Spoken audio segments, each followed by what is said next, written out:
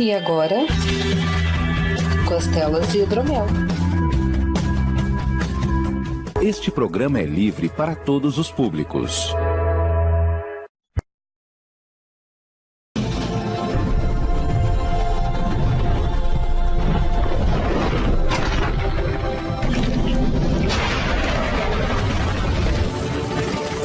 Você está ouvindo Costelas de Hidromel, mitologia para todos.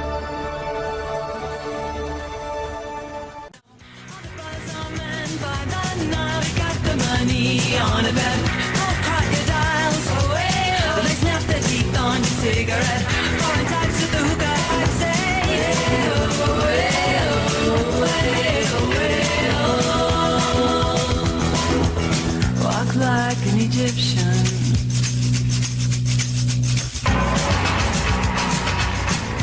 Saudações mitológicas, meus caros. Estamos começando mais um Costelas de Hidromel, agora no nosso 9º programa. Depois desse Dia das Mães aí, estamos de volta. Aqui é o Vertamati e antigos espíritos do mal, transformem essa forma decadente em Munha!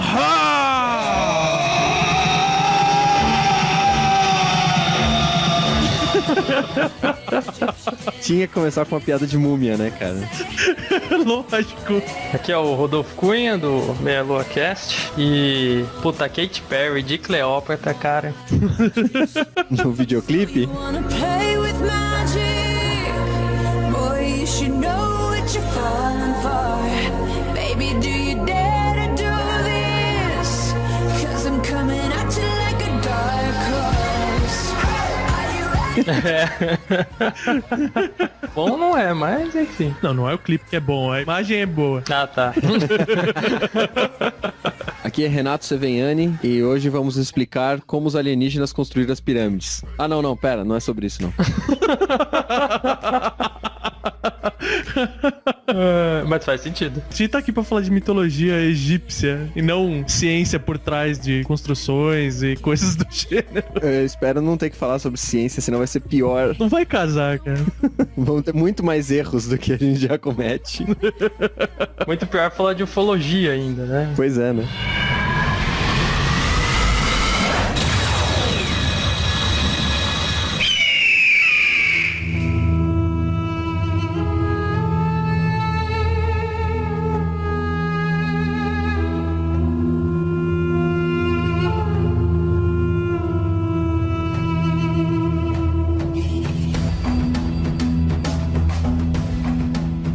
Bom, acho que nada melhor, como de costume já que tá virando pra gente, é começar falando um pouco do povo, né? Quem eram os egípcios antigos. Que hoje você tem o Egito e tal, mas é uma cidade...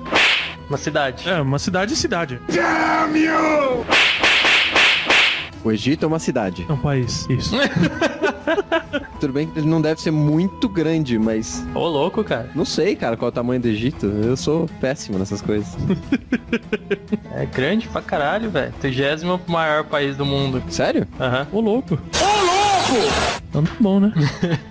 Não, beleza. Mas a gente tá aqui pra falar do antigo, né? E nada mais central pro Egito, acredito que até hoje, que o rio Nilo. Até hoje eu não sei qual que é o maior rio. Porque a gente que mora no Brasil fala que é o Rio Amazonas, né? Mas o resto do mundo fala que é o Rio Nilo. O Rio Nilo é o maior rio em extensão e o Amazonas é o maior rio em volume de águas. Essa é a diferença. Tipo, tem que ser o maior, né? Só pra gente ter o maior também. É, só pra gente ser alguma coisa. É a diferença do documento ser comprido ou ser largo, entendeu? É, carta ou A4, é isso? Tipo... Exatamente. Era desse documento que ele tava falando? Isso, é esse documento. Mas ele é realmente, em questão de extensão, né? Ele é o mais extenso. Mas você falou que ele é central, cara, ele é meio pra leste, cara. Ele não é muito central. Puta que pariu, começamos bem com as piadinhas já. Não vou me atentar muitos números, mas só pra ter uma ideia, assim, a bacia dele tem mais de 3 milhões de quilômetros quadrados, né? Então é uma extensão absurda que ele afeta um país e tal. É, ele afeta metade da África, né? Então, ele é estupidamente significativo e... Ele começa na África subsaariana, cara, pra você ter noção. É, e vai até o mar Mediterrâneo, né? E, porra, boa parte da mitologia egípcia, ela é focada na parte natural, né? Como a maioria das outras, mas são poucas as mitologias que a gente vê falarem tanto do efeito que tem o rio, né? Eles têm uma parte da mitologia deles só pra falar do Nilo, das cheias e o que representam as cheias, né? Quem escutou o cast aí de Dia das Mães, que foi o anterior, viu que as próprias cheias do Nilo e baixas estão vinculadas à bolsa da mulher grávida que estoura quando ela vai ter o filho, né? Então, putz. Muitas referências à água e ao rio Nilo na mitologia, né? Em todas as histórias, lendas, criações, etc. Também, né? Você olha pra um lado, é deserto. Você olha pro outro, é deserto. Tem um rio no meio, você vai ficar onde? Inclusive, já que eu falei um monte de besteira aqui já, olhando o mapa do Egito, só tem cidade praticamente em volta do rio, cara. Do lado do rio. Ou no Mar Morto ali, né? Tem que estar perto da água. No resto, é que nem você disse, é um monte de areia. Mas exatamente por causa disso, né? Porque você só consegue estabelecer uma civilização com plantio e tal numa área fértil. Senão você tem que ser... Puxa, fugiu a palavra. Não é transeunte. Nômade, obrigado. O cara tá bem hoje. Então, você tem que ser nômade, porque você tem que estar o tempo inteiro viajando, buscando mais água ou mais comida. Verdade. Mas eles não tinham nem opção, né? Como ser nômade? Tá, tem os Tuaregs, mas... E por sinal, acho que os Tuaregs vivem do mesmo jeito desde aquela época, né? Então... Tuareg é aquele carro? Nossa. Também. É um carro que é pra andar no deserto, é por isso que ele chama Tuareg? Ele é uma SUV 4x4. Caraca, agora que caiu a ficha do nome, então. Pois é. Da hora. Né?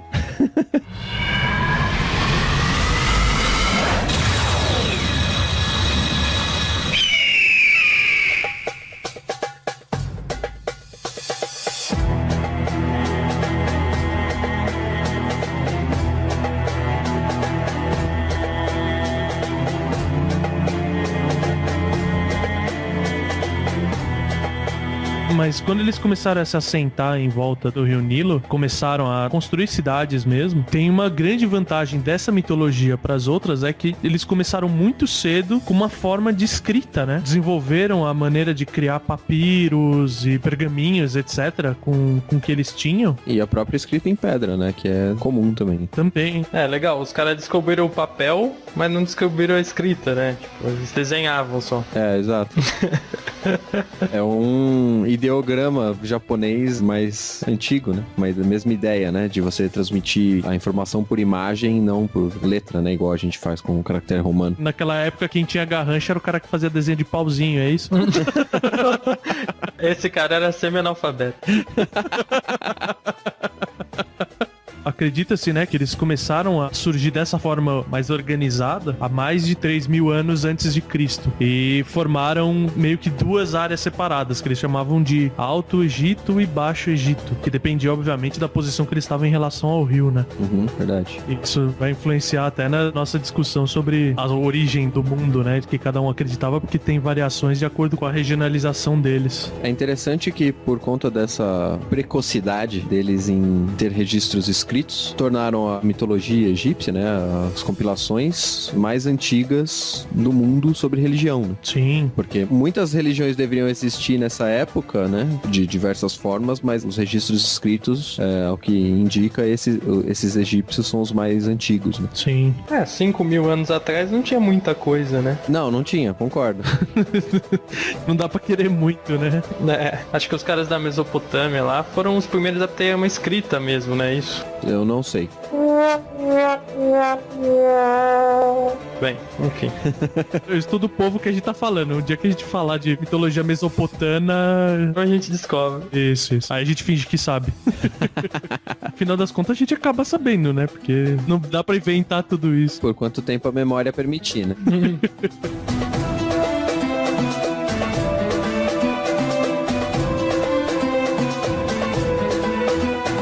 Mas no caso da mitologia egípcia, né, por conta dessa divisão dos povos, né, de acordo com a altura no decorrer do percurso do rio Nilo, né, do Baixo Egito, Alto Egito, a criação de sociedades em diversos pontos, né, das margens do rio, há diversas variantes das lendas e dos mitos de acordo com a época que eles estavam, né, se foi mais pro início dessas transcrições ou mais pro final dos reinados do Egito, mais unificado, etc. De qual cidade eles eram, das preferências dos imperadores que passaram durante a história do Egito, né? Então, assim, além de a mesma coisa que acontecia, né, nas outras mitologias, de termos problemas de registros escritos, de muita coisa ter passado de boca a boca, alteração, diversas fontes, etc., ainda temos a modificação das fontes no decorrer da história, né? Uma coisa que é padrão, vamos dizer assim, é que o faraó é um representante mundano de uma entidade divina. Só que aí cabia ao faraó meio que dizer qual divindade era importante, qual divindade ele estava meio que representando. Então isso abria precedente para o bel prazer de cada um, tipo, reescrever a história, né? Os mitos e tal. Porque o faraó, ele não só era o governante, vamos dizer assim, das coisas do dia a dia do povo, mas ele também era a última instância da parte religiosa, né? Ele era o topo da hierarquia religiosa. Da cadeia alimentar? Não era isso que eu ia falar, mas cabe também. Também, mas se você for pensar assim, ele era, né? Dependendo do tamanho do documento dele, ele comia todo mundo, é isso?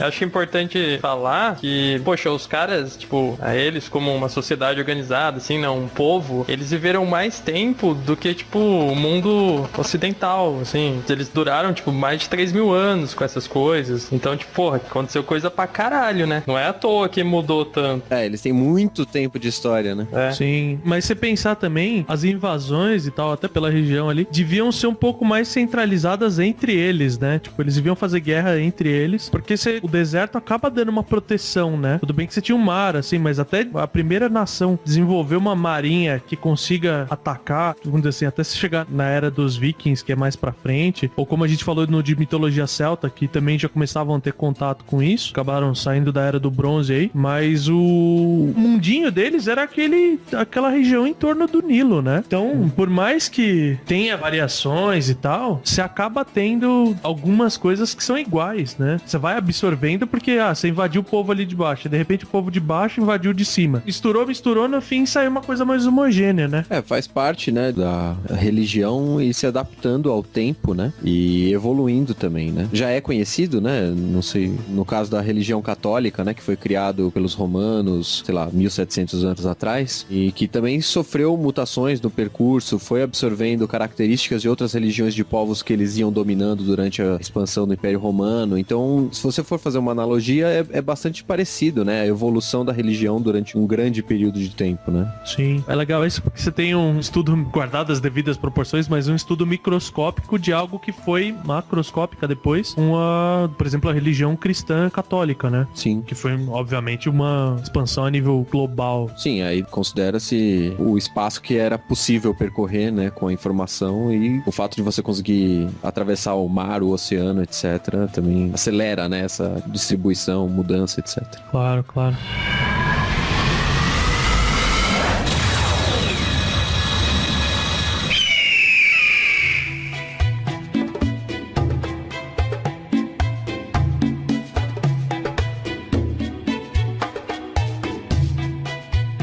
Vamos seguir pro que interessa, então. Acho que a gente podia começar separando algumas versões das origens, né? É o primeiro cast nosso sobre mitologia egípcia. A gente pode começar por essa parte, assim. Bom, como a gente já mencionou, né, a variedade de fontes, a gente vai tratar aqui principalmente de 4 fontes baseadas nas cidades, da onde ela é originada, né? Qual era a versão da religião mais aceita em cada uma dessas 4 cidades, né? Mas antes de falar dessas versões e quais são as 4 cidades, é bom mencionar mencionar que existiam elementos comuns entre essas variantes da mitologia, né? Bom, primeira coisa é que todos consideravam que o mundo havia surgido das águas e que dessas águas elas não tinham vida e elas eram o caos, e para essas águas sem vida e caóticas eles davam o nome de Nu ou Num. Do movimento dessas águas eles têm esse ponto de que surgiu um monte de terra, alguns mencionam que é em forma de pirâmide, outros falam que é em formato de colina, mas existe essa porção de terra que surge das águas, que emerge das águas.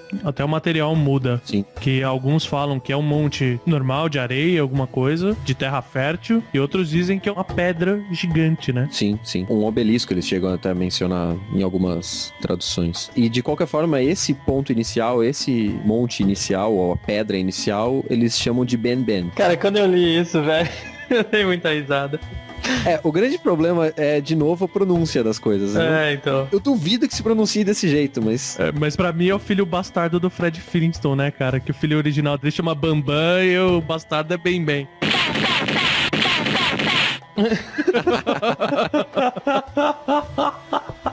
Meu Deus, não, cara, não. Se considerar, pode ser o segundo filho homem, né? O primeiro chama Bambam, o segundo Bem Bem, o terceiro Pim Pim.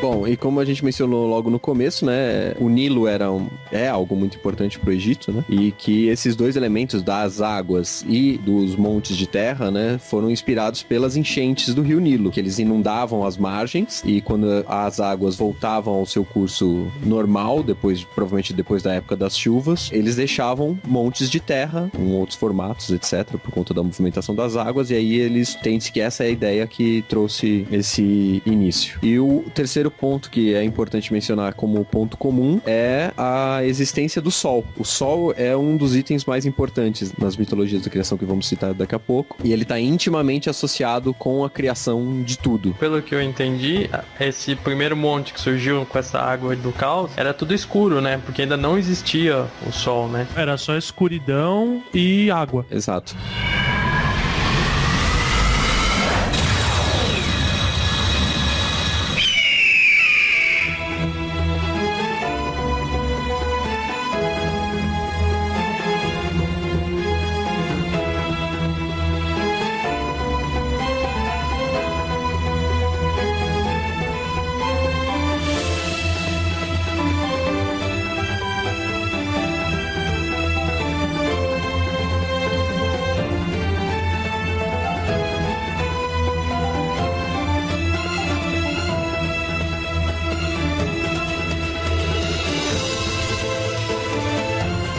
Aí, nessa questão das variações, né, a origem mais comum que eles têm é baseado na cidade de Heliópolis, ou Heliópolis, ou aquela favelinha lá. Heliópolis, que é o nome grego, né? Sim, sim. Que é a cidade do sol, né? O nome grego é Hélios, é sol, e Polis é a cidade, né? Exato. Já dá pra ver quem que é o grande pivô da criação nessa versão, né? Exato. Então, e esse nome Heliópolis, no termo egípcio mesmo, seria Yuno. Yuno. Inclusive, acho que a gente pode fazer a sequência subindo o rio, né? Porque Heliópolis é a mais do Baixo Egito que tem. Ela fica bem onde começa o delta. As outras são todas pra cima. Tá bom. Beleza, vamos lá.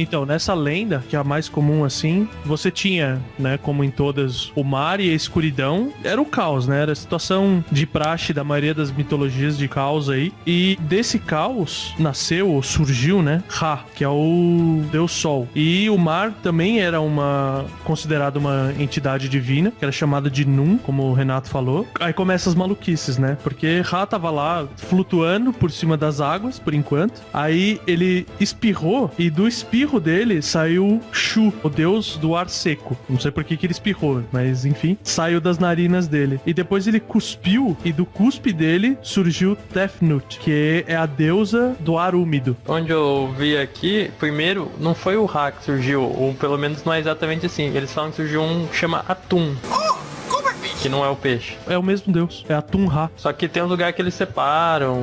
Aí vem a zona. Cara, eu tô muito confuso com isso. Então, peraí. Deixa eu deixar claro uma coisa antes. Sempre que eu falar de Ra, é comum na mitologia egípcia o mesmo deus, além de formas diferentes, às vezes ele é representado, por exemplo, com a cabeça de um animal, às vezes com a cabeça humana. Além dessa variação de forma, ele tem variações de função. Vamos dizer assim, ele tem subcategorias. Por exemplo, você tem o Ra, que é o que começou essa discussão. Eles acreditavam, né, que ele podia ser o Amun-Ra, que era a representação dele como deus dos deuses, mas como ele também era o sol, quando o sol tava nascendo, ele tomava a forma de Khepri, que é um escaravelho, que é aquele sol mais avermelhado do começo do dia, assim, aquela que tá clareando o dia. Depois ele passa o resto do dia na forma do disco solar mesmo, que seria a forma de Ra. Que inclusive é o símbolo, né, o que eles chamam de olho de Ra, né, que é o disco solar. Isso, exatamente. Aí, durante todo o dia ele tá nessa forma, mas quando ele chega no final, ele vira Atum. Não é um peixe, Atum é o nome. Blá, blá, blá, blá, blá. Toda vez que fala isso, né? Eu normalmente pronuncio Atum só pra não ter problema.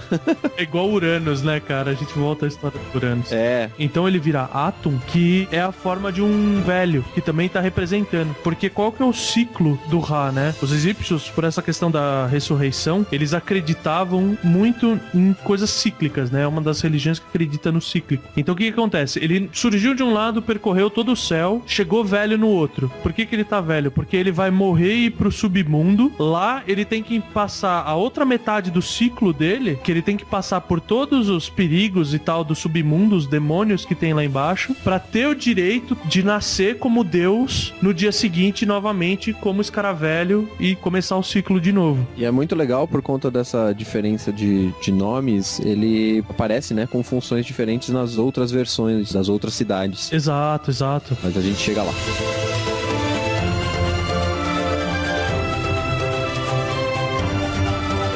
Continuando, então. Ele espirrou e saiu o deus, do nariz dele surgiu o deus Chut, do ar seco, e quando ele cuspiu, da boca dele saiu Tefnut, que é a deusa da umidade, do ar úmido. Que é uma das grandes dicotomias que tem no povo egípcio, né? Você tem a região do Nilo é úmida, e logo fora das margens do Nilo você já tem deserto, né? Sim. E por que o homem é seco e a mulher é molhada? Are you a virgin? Steve, come on. What? Are you a virgin? Aí é o problema do documento, né, cara? Motivos óbvios. É o deus do ar seco e a deusa do molhado, poxa. Os caras já manjavam das coisas. Eu acho que a primeira coisa que eles aprendem a manjar é disso, cara. É disso, né? Quem que é molhado e quem que é seco. Exato. As crianças, pra definir, né, em vez de meninos têm pênis, meninas têm vaginas, eles falam meninos são secos, meninas são úmidas. É assim mesmo. Mas, então, aí, como é tudo escuro, né? Ele é a única fonte de luz. Ele manda os outros dois deuses que nasceram dele pra buscar o que tem em volta, né? Enquanto ele vai começar a criar o mundo. Ele usa os poderes de criação dele e gera os elementos da natureza, né? O fogo, a água, todos os elementos básicos da natureza. E é legal, assim, que o nome tem uma importância muito grande, porque ele cria as coisas chamando elas pelo nome. Quando ele dá um nome pra alguma coisa, isso vai ser válido dali pra frente, ele deu o nome, aquela coisa passa a existir, passa a ter uma identidade diferenciada daquele caos. Isso é muito legal. É um conceito sensacional. É um conceito, tipo, invertido, né? Do que a gente tem na nossa realidade, né? Primeiro você vê alguma coisa, depois você atribui um nome. Ele dá um nome, tipo, na mente dele já existia aquilo, né? Ele falando o nome, ela, tipo, aparece. Mas é legal, assim, você precisar ser alguma coisa, você precisa ter um nome, alguma coisa pra poder existir. Por isso é raríssimo você ver nomes de faraós parecidos no começo. Depois eles começam com o primeiro, o segundo, o terceiro, mas é exatamente pra dar essa diferenciação. Mas enfim, ele chama os elementos e ele também, né, pra amenizar aquele caos, ele cria a deusa Maat, que é a deusa da harmonia universal. É, que é exatamente pra ajudar ele a dar formato pra aquilo tudo. Só que aí, até esse momento, ele tá boiando no espaço, né, por cima das águas. Então ele manda Num se afastar e surge aquela pedra que a gente falou. A pedra Bem, Bamba! O legal dessa pedra bem é que eles dão a explicação de que o formato do obelisco que eles construíram durante, né, os períodos egípcios é baseado na imagem que eles tinham dessa pedra bem, como se ela fosse uma torre, entendeu? Ah, sim. É que deve ser mais fácil de você esculpir na pedra uma torre do que uma coisa redonda, né? É, provavelmente. Aí ele finalmente tem um lugar pra se apoiar, e a partir dessa pedra o mar vai recuando e vai surgindo a terra, né? Uhum. E da água ele começa, mais uma vez, a chamar pelo nome cada uma das coisas, cada uma das criaturas. Cada uma das plantas, animais, e todas foram aparecendo pra ele, e ele foi criando o mundo, né? Aí ele pegou um dos olhos dele, que lembra bastante a mitologia nórdica, né? Ele precisa tirar um olho pra continuar o processo de criação. Aí ele pegou um dos olhos dele e nomeou como a deusa Hathor, que a gente falou no Dia das Mães, que é a deusa mãe, a deusa criadora, né? Uhum. E falou pra ela ir buscar Shu e Tefnut pra continuar o processo, porque ele tava criando o mundo e eles estavam passeando por aí, né? E Hathor foi atrás deles e tal, e quando ela trouxe os deuses, ela viu que o Ra tinha reposto o olho dele por outro, e ela ficou muito triste por causa disso, porque ela tinha ido fazer o desejo dele, e por causa disso ele falou que ia aceitar ela de volta da mesma maneira. Então ela, como o conceito de terceiro olho, vamos dizer assim, né, volta pra ele. Então às vezes ele tem esse conceito de ou ter um olho só, que é ela, ou ele ter os dois olhos e na coroa dele ter uma serpente, porque aí nessa versão a Hathor vira uma serpente pra estar sempre com ele e ajudar ele nessa, tipo, no julgamento e tudo que ele tem que fazer dali pra frente. E ela é colocada em formato de serpente também, e ela passa em algum momento a ser a representante da protetora dos deuses. Isso, exatamente. Ela fica como protetora mesmo. Aí, nesse processo da Hathor ter voltado, tem gente que diz que é o Ra que chora e tem gente que diz que é a própria Hathor que chora por causa desse reencontro, e dessas lágrimas surgem os homens e as mulheres. Então é nesse ponto que você passa a ter a população, né? Os humanos.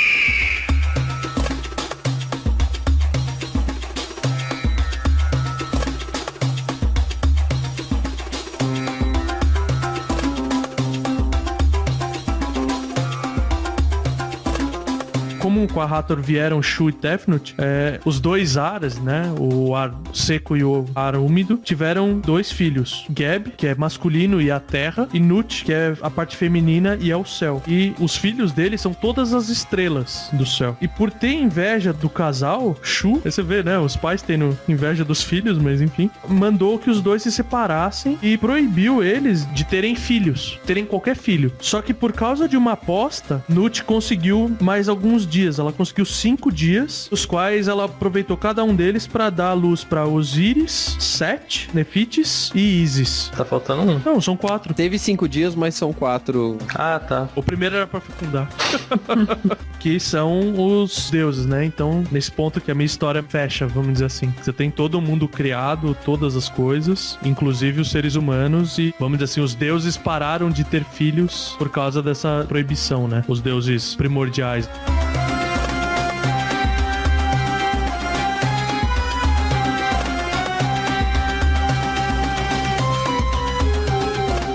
Aí a gente falou das formas do Ra, só pra fechar aqui. Uma das formas dele, né, dessa viagem pelo céu, é do pássaro Bennu, que é um pássaro todo elegante e tal, e por causa disso, numa representação porca, vamos dizer assim, todo o templo de Ra, quando nascia o sol, os sacerdotes soltavam um pato por cima do rio pra poder representar essa trajetória do sol de cada dia e agradecer.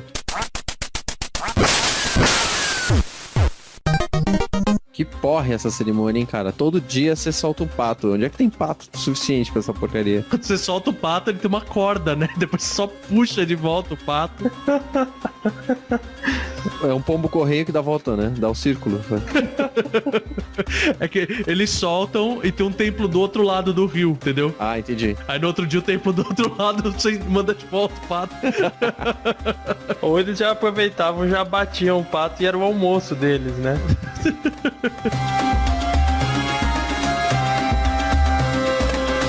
É interessante que na representação de Ra, né, tem um entalhe dele em um dos templos, uma foto que é bastante conhecida, e representa ele com a forma humana, assim como a maioria, se não todos os deuses egípcios são representados com algum formato mais humanoide, né? A cabeça dele é normalmente de um falcão com o círculo que representa o sol sobre a cabeça e a serpente na frente. Isso. É uma mistura de todos esses elementos, né, que foram citados, né, de como que ele agiu na criação, etc. E uma outra coisa interessante que eu li é que Ra possuía 2 cetros. Sim. Um cetro era digamos assim, era um cetro de comando, e o outro cetro era um cetro de punição, um cetro de açoite. Primeiro ele manda, se você não obedecer, ele te bate, né? Gente boa. Os cetros é aqueles típicos egípcios mesmo, né? Que um é aquele que parece aquele cajado de pastor. Pastor de ovelha, não pastor de igreja, hein, gente? É igual aquele cetro cajado de pastor de ovelhas, esse tipo de gado. E o outro é um chicote, né? É aquele... Às vezes, cara que anda a cavalo, essas coisas, você vê esse tipo de coisa, que é um bastão com couro na ponta, alguma coisa, é um açoite, né? Uhum. Uma das representações desse era como se fosse um bastão de 3 partes, como aquele nunchaku de 3 partes. Caraca, deve doer. Era um deus ninja.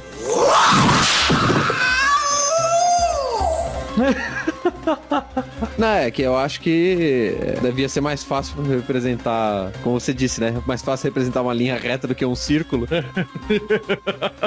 Com certeza.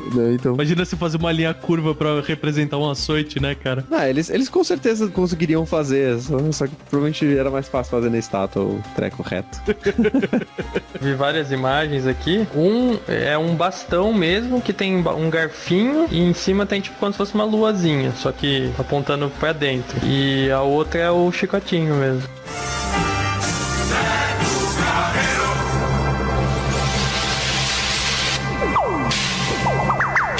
É bem legal isso. E tem vários também que ele segura daí o Enki, né? Enki, sei lá, né? A pronúncia é foda. É, mas normalmente a Anki é representada em outro deus. É outro deus que tem. Na verdade, todos os deuses são representados com Anki, né? Sim. Não, é que tem um que é bem específico. A representação dele normalmente tem. É o mais comum, digamos assim. Que é o... É o Anubis. Ele mesmo que eu tava pensando. Umas coisas que eu vi, eles tratam como todos, assim, podem usar. Assim, é um símbolo divino, né? O Anki. Então, realmente, você vê escultura, essas coisas, de todos eles, né? Que nem e em qual mão que o Deus tá segurando o Anki também tem um significado. Uhum. Eu tô vendo umas imagens aqui. Puta, a maioria tem esse do bastão que eu falei, que tem o garfinho. Eu não sei o que ele é. Eu só tô vendo as imagens, mas... Fica para as pessoas mandarem e-mails e corrigirem a gente. Falar aqui que é o bastão do garfinho.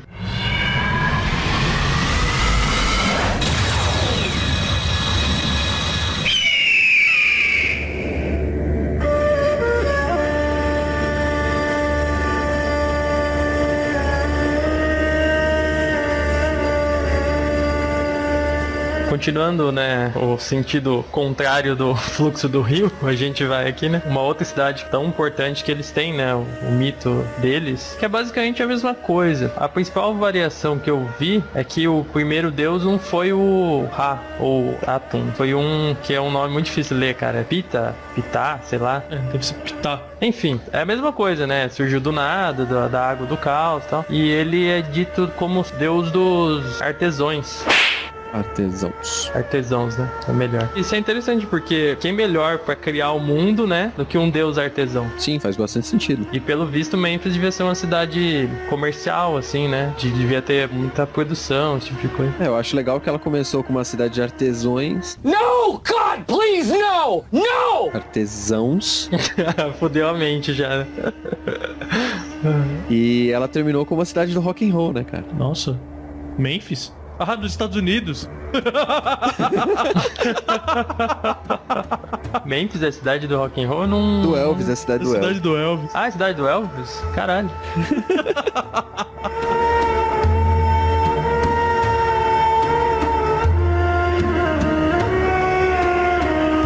Uma coisa legal do Ptah é que ele, pra criar o mundo, vamos dizer assim, é considerado que ele criou as técnicas para um artesão, né? Então, o poder dele foi criar a técnica de, por exemplo, trabalhar com madeira, trabalhar com pedra, trabalhar com metal, que era uma coisa que poucos faziam, né? Então, assim, ele era venerado também por criar essas técnicas. É interessante que essa mitologia de Mênfis não é totalmente oposta à de Heliópolis, né? Ela é, digamos assim, complementar, porque eram ambas os mitos de criação que coexistiam, né? E a diferença é que o principal era o artesão, né? Sim. Inclusive, aquela parte que você, Bertamat, tinha falado de dar os nomes, no que eu vi, quem dava os nomes era o Ptah. O Ra criou, sei lá como.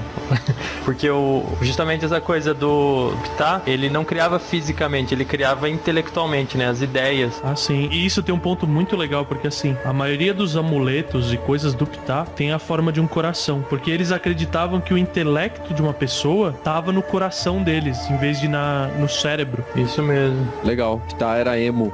Leave Britney alone! Please! Caboclo, cara.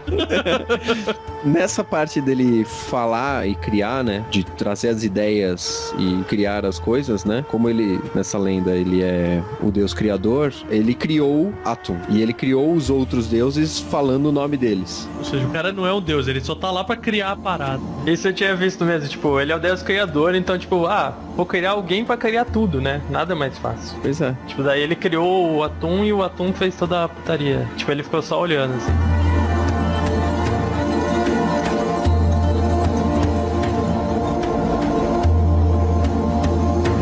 A escuridão é legal que ele vira um monstro depois, né? Eles sempre falam que o Ra, o Atum, etc., ele tá sempre em combate com uma serpente que chama Pep. Tipo, o tempo todo, o objetivo dessa serpente é devorar a luz, voltar o mundo pro estado de caos primordial. Pepe fala pra ele dar um barrel roll. Do a barrel roll! Eu tinha pensado que quer trazer o mundo pra escuridão era o Pepe, né, cara? Quer trazer o ouro preto pra fora. Esse Pepe não era legal, cara. Pronto, cada um fez a sua. Boa, boa. Um último ponto aqui, eu acho, sobre o Ptah, é que ele também era associado à colina primordial, né? E a colina primordial nessa mitologia de Mênfis, ela era conhecida como Tatienen. Tipo, eles deram um nome pra essa colina diferente dos outros. Não é o Bem Bem? É, não é o Bem Bem, ele chama Tatienen. É que era mulher, né? Era Tatiane. Os montes da Tatiane tinham um nome, isso. Que se chama Bem Bem. Agora faz todo sentido a história, cara. Eu acho que os egiptólogos deviam começar a pagar a gente pra decifrar esse tipo de coisa, cara. Eles não sabem nada. Você é um gênio, cara. Você acabou de descobrir toda a origem do negócio.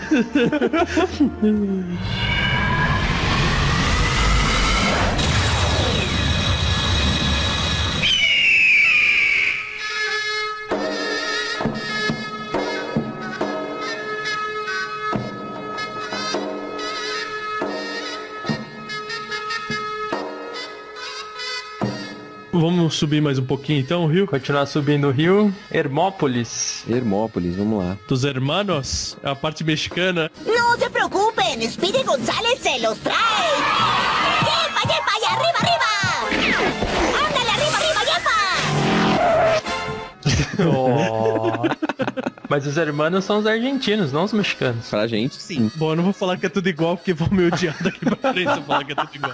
Bom, o mito da criação da cidade de Hermópolis foca na natureza do universo antes da criação do mundo. Então, ele tem uma parte mais extensa antes de começar a ser criadas todas as coisas. Ele trata, obviamente, das qualidades da água, né? Como que elas eram representadas. E dessa representação das qualidades da água, são criados 8 deuses, né? Que são conhecidos como... Essa é uma palavra chata também. Ogdod? Ogdoad, alguma coisa assim, né? Ogdod, provavelmente. Exatamente. Não sei qual que é a pronúncia. Até quando o Guilherme tá falando de Heliópolis, eles também receberam um nome, né? Aquele grupo de todos esses deuses. Sim. Que era Eneade. Que são 9, né? E depois eles também quiseram mudar o nome, né? Tipo, é o Panteão. Em vez de chamar assim, né? Sei lá, eles inventavam os nomes. É que Eneade é de 9, né? É. De 8. Ah, não, é verdade. É de 9, tá certo. Esses nomes são gregos, né? Porque na de Heliópolis são 9 deuses. Isso. E Eneade. Mas é engraçado que são 9 deuses depois de Atum, né? Tipo, não considera Atum, não considera Num, considera os outros. Ou alguma coisa do tipo. Porque senão não dá certo a conta. E nesse caso aqui são 8 deuses. Então deve ser Octo, né? Então Og, Dod.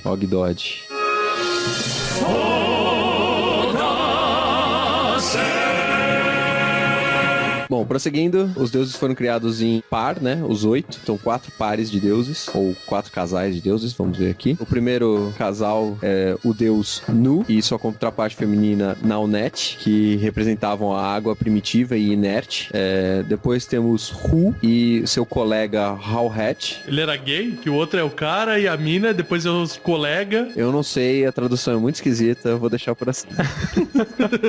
Representando a extensão infinita da água. Caraca. Depois tem Cook e Calquet, que personificavam a escuridão. E por último, temos Amun e Amalnet, que representavam a natureza oculta e incognoscível, em contraste com o mundo tangível da vida. Nossa, uma profundidade absurda, né, cara? Né, cara? É uma criação mais reflexiva. A galera que tinha mais tempo, né, livre, aparentemente.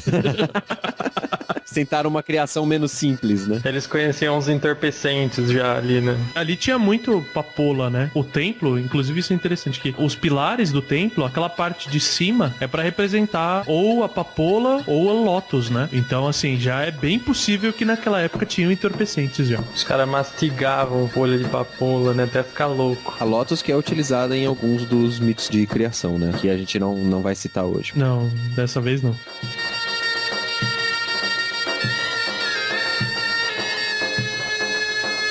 Bom, então, esses 8 deuses, né, eles são todos responsáveis pela criação. Então, diferente das outras versões, né, que a gente vai citar hoje, são os 8 trabalhando para a criação de tudo, né? E eles eram simbolizados, cada um por criaturas aquáticas ou que estivessem relacionadas à água. Tinha algum deles que era mais overpower que os outros, ou... Não, os 8 faziam tudo. Ah, entendi. Os machos eram representados por rãs e as fêmeas eram representadas por cobras. E isso não faz sentido. Tá errado, né, cara? Tá muito errado isso aí. É, assim, se você for pensar, né, toda mulher é mais venenosa, né, cara? Elas são as cobras da coisa aí. Mas nisso eu consigo mandar seu tiro pela culatra, cara. Porque pra eles, pros gregos, pra maioria das mitologias antigas, a serpente é um símbolo de sabedoria, não é um símbolo de morte, de ataque. Esses caras que é casado tem que saber muito dessas coisas, né? Como sair de... Saída rápida pela esquerda, já mandando um desse quietinho pra não apanhar, né? Ainda bem que ele foi rápido, não preciso inventar uma. Bom, o que acontece é que esses 8 deuses, né, eles convergiram e resultaram na agitação das águas que existiam no início e... Por isso que nasceu a vida, cara. Colocou a cobra com a perereca e agitou, velho. Tá feito pra ter o nascimento de alguma coisa aí. O interessante é que esses grupos eles convergiram e a agitação que eles causaram foi o que criou o monte, a colina primordial que tem nas outras origens. E a partir daí surgiu o sol e etc. Então, eles são os deuses criadores dos deuses que criaram os deuses, entendeu? É meio... Eu acho que as cidades tentavam criar a origem da cidade do outro, sabe? Entendi. É, pra falar, tipo, a minha é mais foda, a minha criou a sua, né? Pois é. É igual criança, né, cara? Tipo, infinito mais infinito pra trás, assim, começou, né? Um pouco. É o grande problema de tentar explicar a origem do universo, né? Você consegue explicar a ciência até um ponto e depois fala, e aí, agora?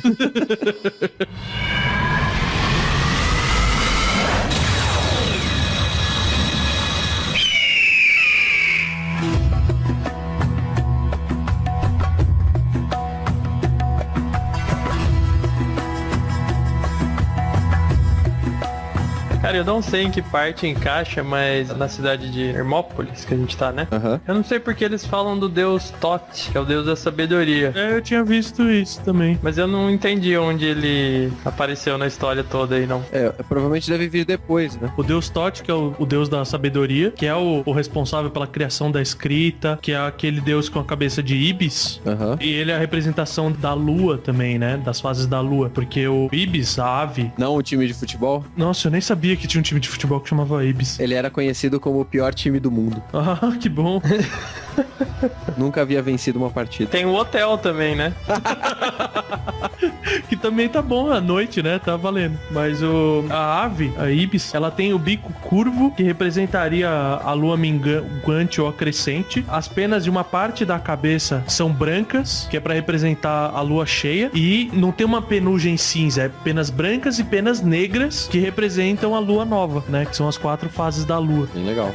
E ele sempre é representado, pode até ter o Anki numa das mãos, mas ele tem sempre os instrumentos de escrita na outra, né? Ele tem sempre ou um pincel, ou tá segurando alguma coisa de entalhar, sabe? Que ele não é só o deus do conhecimento intelectual, vamos dizer assim, né? Mas ele também é responsável pelo estudo de astronomia, das leis, das músicas e principalmente, que é o papel mais importante dele, da medicina. Vamos dizer assim, é o deus que ensinou os humanos a fazer a mumificação. Pouco importante. Acho que por isso, né? Daí você vê já que se Memphis era comercial e tal, Hermópolis era onde os caras eram nerd, né? Aí se a gente subir, a gente cai em Tebas, que provavelmente era mais religiosa, né? Porque é onde eles construíram o templo de Karnak, que é o templo mais importante de todos, né?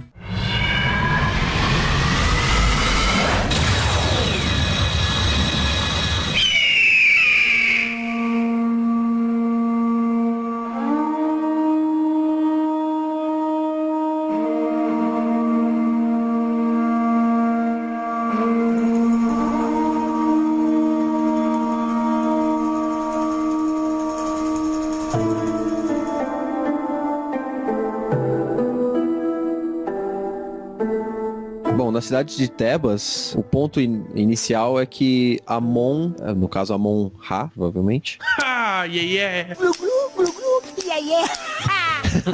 Nossa, tava demorando, cara. Tava demorando. Então, em Tebas, eles consideravam que Amon não era apenas um dos 8 deuses primevos, como ele era o principal deles, né? Porque eles consideravam que Amon sintetizava todas as noções de criação e de personalidade, de características, e que ele transcendia as outras divindades por poder transitar além do céu e além do mais profundo do submundo. Ah, legal. Então nessa tem um cara que é mais foda que os outros, né? Sim, sim. Isso. E ele é representado por um ganso. E esse ganso teria quebrado a quietude das águas dos primórdios e que ele causou o movimento que surgiu o Monte Primevo e todas as consequências da origem que a gente já explicou em Heliópolis. Pelo que eu vi, ele tem as funções do Sol também, né? As funções solares são dele ainda, né? Sim. Pelo que eu entendi aqui também, que eu li, Tebas venceu uma guerra, alguma coisa assim, e daí eles assumiram um ponto de importância, isso que a gente tinha falado lá atrás, né? Sobre as cidades e tal. E quando Tebas assumiu essa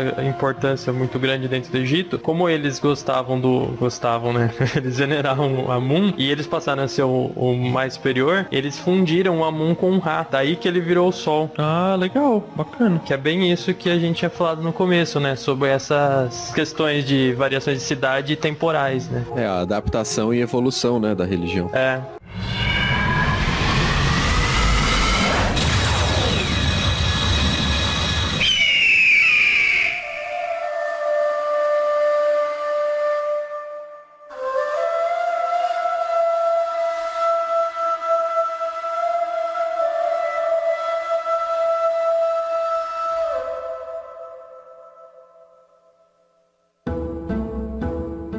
Eu comentei que você tem Karnak. Acho que a gente pode falar uma coisinha ou outra sobre os templos, né? Que eu tava vendo aqui. A estrutura que você vê em Karnak, ela é respeitada em basicamente todos os templos, né? Você tem uma divisão de 3 partes significativas de um templo. É a entrada dele, que é um portal que é construído sempre de uma maneira que o sol nascente atravesse o portal, passe pela abertura. Aí a segunda parte é o átrio, que é a parte aberta, e é até onde as pessoas comuns podiam podiam ir, onde elas iam pra deixar oferendas, etc. E a terceira parte, que era a parte coberta, que era o templo mesmo, onde só os sacerdotes podiam entrar, só que tinha essa questão do faraó ser uma divindade, então assim, só podia entrar um sacerdote por vez, e ele tinha que avisar o deus daquele templo que ele tava vindo como representante do faraó, porque ele, como humano comum, ele não pode entrar lá, mesmo sendo um sacerdote. Então ele parava, acendia uma tocha, avisava o deus lá de dentro: eu sou tal pessoa, estou vindo a mando do faraó tal. Aí ele podia seguir adiante e começar os rituais do dia, Legal. E como cada deus tinha essa representação animal, eram criados animais que representam aquele deus nos templos. Então, por exemplo, da Bastet, que era um gato, você tinha gatos que tanto eram criados lá, quanto eram sacrificados e mumificados como oferendas à deusa. E inclusive templos maiores, em que você tinha, por exemplo, animais mais perigosos, né? Você tem, por exemplo, o Anubis, que é um chacal. O próprio Ra, né? Que é um falcão. Ou Horus. Horus também é um falcão. Sim. Então, assim, você tinha uma série de animais, né? Essa representação contínua da natureza, né? E da representação dos animais e dos eventos, né? Naturais. E eu descobri, lendo um pouco pra gente fazer esse cast, que, por exemplo, o templo é assim. Aí nas pirâmides ou na catacumba, né? No lugar onde o faraó, as pessoas comuns iam ser enterradas, né? Iam ser guardadas. A primeira coisa que era significativa era manter o corpo. Porque pra eles, o submundo, a alma só ia continuar vivendo no mundo inferior se o corpo tivesse conservado. Então era uma época em que dinheiro realmente comprava a imortalidade, porque se você não tinha dinheiro pra pagar pra ser mumificado quando você morresse, o seu corpo ia definhar e a sua alma ia desaparecer, e você não ia voltar pro ciclo, você ia quebrar e desaparecer da existência. E mais da metade dos hieroglifos marcados nas paredes são instruções pro espírito de como ele pode fazer pra chegar no submundo. Tinha um mapinha. Não só um mapa, mas inclusive ensinando encantamentos e tal, pra ele poder se defender dos demônios que aparecem no caminho. Pô. Inclusive, assim, por exemplo, você tem a Apep, que é a cobra que quer voltar tudo pro caos. Um dos encantamentos era sempre pra poder afastar ela e a alma poder seguir viagem até chegar no mundo inferior. A palavra cabalística é Parangari-Kuchirimi-Huaro. O Ronaldo não aprendeu esse encantamento de espantar a cobra, né?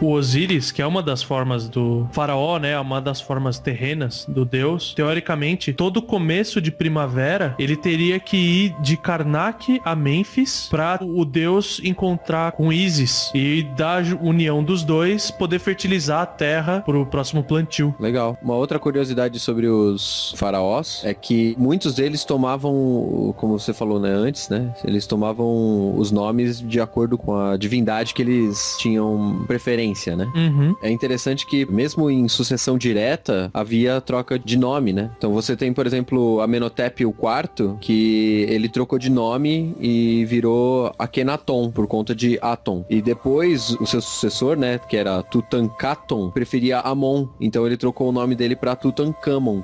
Tipo, ele recebia um nome e quando ele se tornava o faraó, ele trocava de nome. Decidia qual era o nome dele como faraó. Ele decidia que deus ele era, né, cara? Na verdade, todos eles eram Osíris, né? Sim, mas qual era o deus preferido, não é que eles viravam outro deus, eles escolhiam o deus que ia ser o mais significativo. A quem eles queriam referenciar, né? Isso mesmo. Eu acho isso interessante, né? E olha que legal, eu tava vendo da Cleópatra, né? Que eu até comecei o cast com ela. Nesse caso, ela escolheu o deus Horus, mesmo ela sendo mulher, né? Ela, tipo, não é porque ela é mulher que ela precisava escolher uma deusa, né? Na verdade, ela tinha que escolher um homem. Tem poucos casos em que uma mulher se torna, vamos dizer assim, a Cleópatra se tornou líder, mas tiveram algumas mulheres que se tornaram faraós, né? São poucas, são coisas de 3, assim. Não, ela foi faraó. Ela foi o último faraó com poder mesmo, porque o filho dela chegou a ser faraó, mas tipo, tá aí acabou, sabe? Tipo, chegou lá já tava tudo na merda, assim, e falou, você não é mais faraó, sai daí, vai daí, ele saiu. Ela foi o último faraó, cara. Então, nessas situações, quando eles faziam o registro, por exemplo, da cena da coroação, da cena da... que não era uma coroação, na verdade era uma apoteose, né? Porque ela se tornava uma entidade divina. Ela tinha que ser representada nessas imagens como um homem. Então, o rosto era o rosto dela mesmo, mas o corpo era um corpo masculino. Porque assim,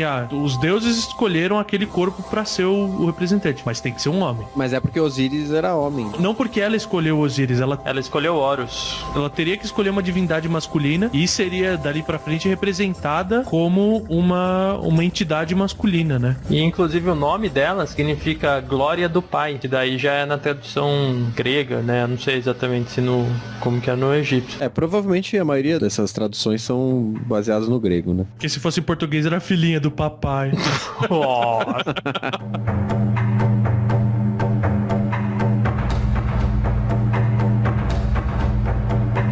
E acho que legal, assim, já que a gente tá dando algumas informações aleatórias pra fechar aqui. As pirâmides eram brancas, né? Eu não sei, hoje em dia, com a divulgação na TV, essas coisas, tem uma série de programas, mas a pedra que era usada na época é o calcário que eles achavam no rio. Então, assim, os historiadores acreditam que a camada externa das pirâmides, a pirâmide era uma coisa lisa por fora, não era aquele monte de degrauzinho. Os degraus eram a estrutura base, mas por cima havia uma camada revestida de calcário, ou seja, elas eram branquinhas, e no topo você tinha uma folha de ouro cobrindo o topo da pirâmide. Sim. Que era pra refletir a luz das pirâmides a quilômetros de distância, né? E poder, inclusive, vamos dizer assim, a ideia era pra ficar fácil pro Ra... Localização? Não, pro Ra poder enxergar onde estão os mortos, né? Pra poder ficar de olho onde estavam os faraós. Ah, tá, entendi. E inclusive, cara, a pirâmide de Gizé, a maior das 3, Gizé é onde tem a esfinge, pra quem não sabe também, né? E dá pra você ver no Google Earth, é muito legal. E ela é de mais ou menos 2000 também, uns 2500 anos, né, antes de Cristo. E ela, até o ano 800, alguma coisa assim, ela foi a estrutura mais alta construída pelo homem, cara. Ela tem uns 150 metros de altura. Agora, você imagina, tipo, como os caras, tipo, muito foda os caras, velho. Eu sou fã deles. Dos alienígenas, é deles, você é fã, isso? Exato.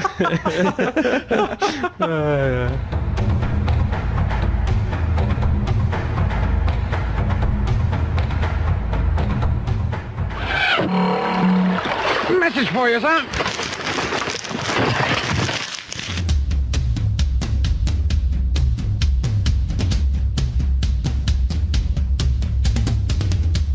Saudações, meus caros. Bem-vindos a mais uma sessão de e-mails. Eu tô aqui, eu e o Renato, os dois meio baqueados com gripe. Tá boa esse começo de inverno aí. Tá excelente, né? Eu adoro o inverno, mas ele sempre vem com uma rasteira. Né? É tipo, eu vou te deixar confortável pra você ficar quentinho na coberta, mas primeiro você vai ter que pagar por isso.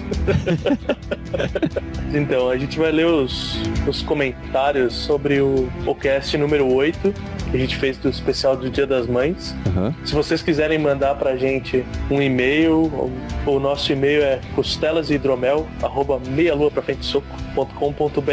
Sim, continua gigante. Continua, igual assim.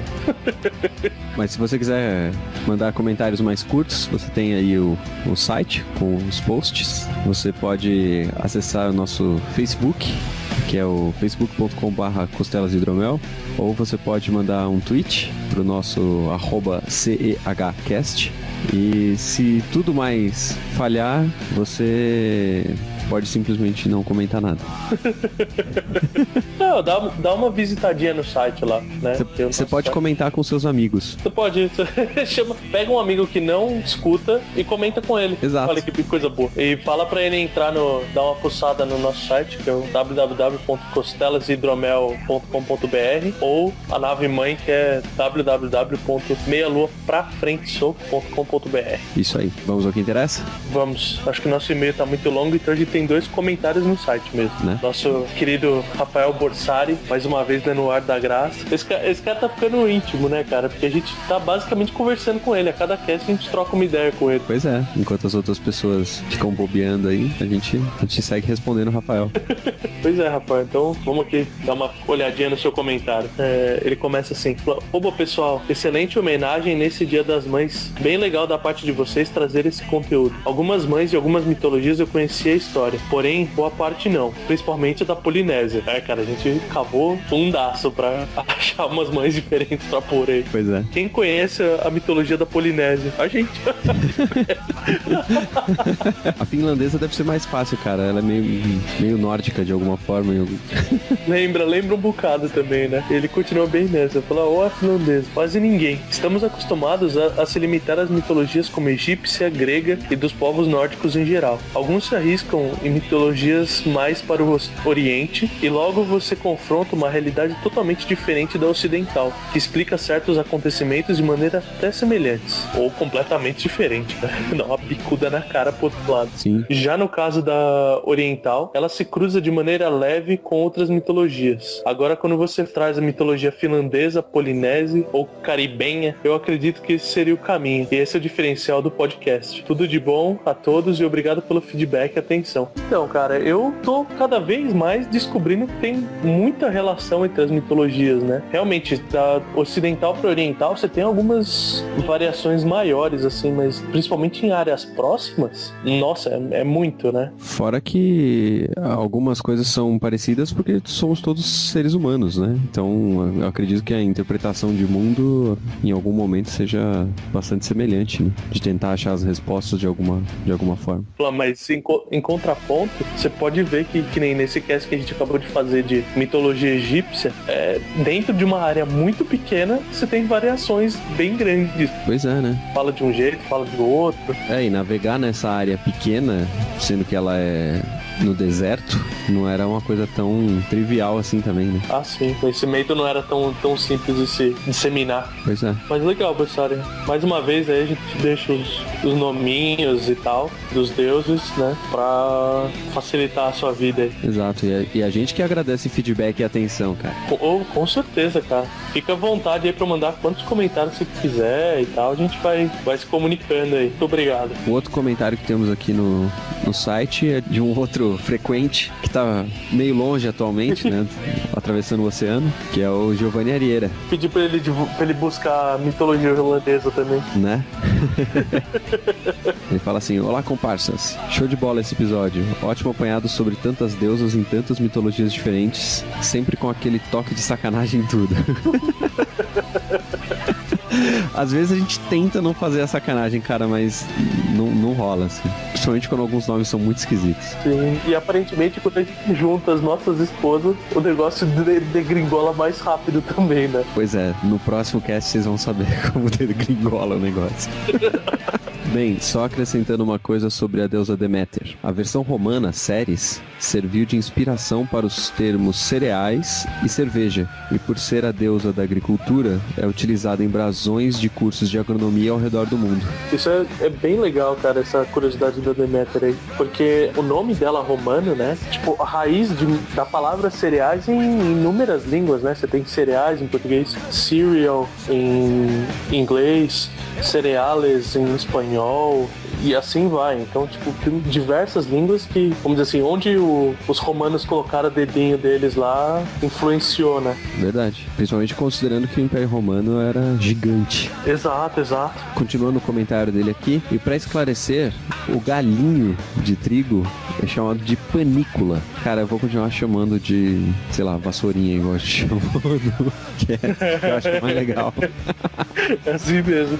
Vai ser sempre escovinha de garrafa pra mim. Mas é aquela coisa, né, cara, que ele, como acho que é engenheiro agrônomo que ele é, se ele virasse pra mim e falasse que chamava abajur ou qualquer coisa assim, eu ia acreditar, né, cara?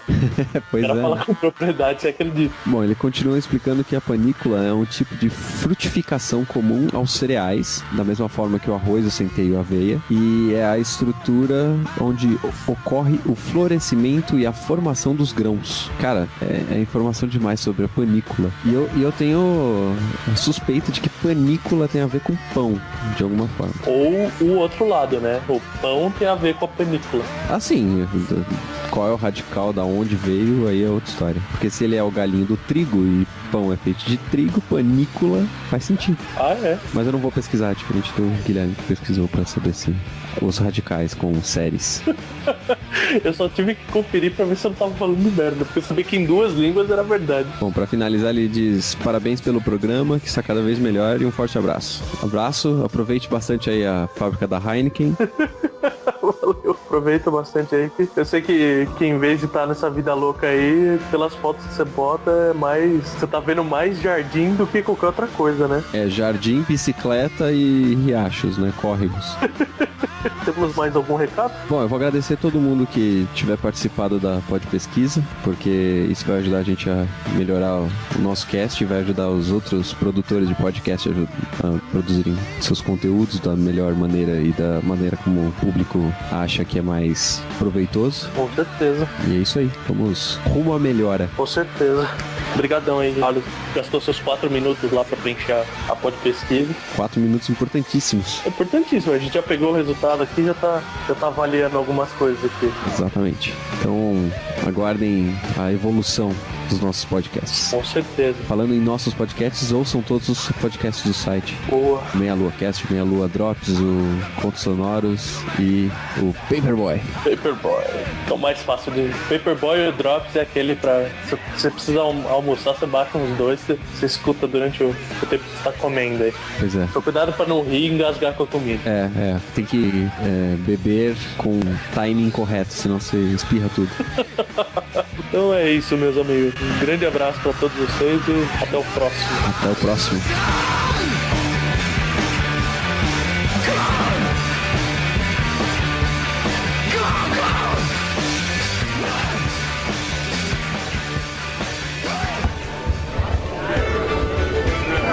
Senhores, desejam mais alguma coisa?